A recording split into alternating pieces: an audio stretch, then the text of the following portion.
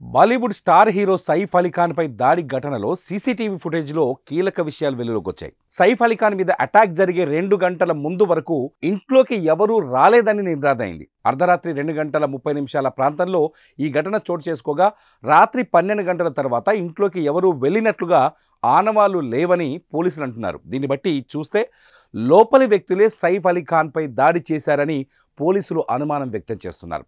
లోపల సైఫ్ పై అటాక్ జరుగుతుంటే సెక్యూరిటీ గార్డులు ఏమయ్యారనే కోణంలో పోలీసులు విచారిస్తున్నారు.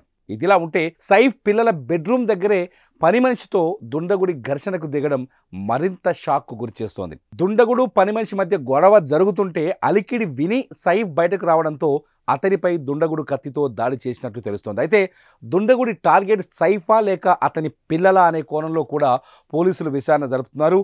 సైఫ్ పై దాడిలో మరో ప్రశ్న వినిపిస్తోంది. ఇంట్లో పనిచేసే వాళ్లే దొంగతనానికి యత్నించి దొరికిపోయి దాడి చేయాల్సి వచ్చిందా? సైఫ్ శత్రువులు పని వాళ్లతో ఏమైనా హత్యకు కుట్ర చేశారా అనే అనుమానం రావడంతో ఆ దిశగా కూడా పోలీసులు విచారణ చేస్తున్నారు.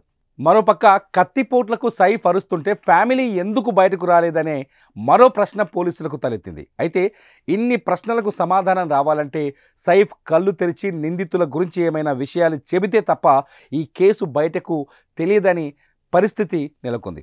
మరోవైపు సైఫ్ అలీ ఖాన్ ఆరోగ్యంపై ముంబైలోని లీలావతి ఆసుపత్రి డాక్టర్లు కీలక ప్రకటన చేశారు. 6 కత్తిపోట్లతో ఆసుపత్రిలో చేరిన సైఫ్ అలీ ఖాన్కు సుమారుగా 2 గంటలకు పైగా కాస్మెటిక్ సర్జరీ చేశారు వైద్యులు.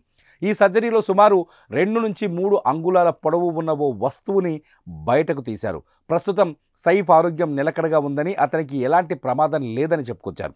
మరికొన్ని రోజుల్లో డిశ్చార్జ్ చేస్తామని కూడా చెప్పారు. దీంతో అతని ఫ్యాన్స్ ఊపిరి పీల్చుకున్నారు. ఈ విషయం తెలియగానే సినీ ప్రముఖులు, రాజకీయ నాయకులు ట్విట్టర్ వేదికగా స్పందిస్తూ సైఫ్ అలీ ఖాన్ త్వరగా కోలుకోవాలని కోరుకుంటున్నారు.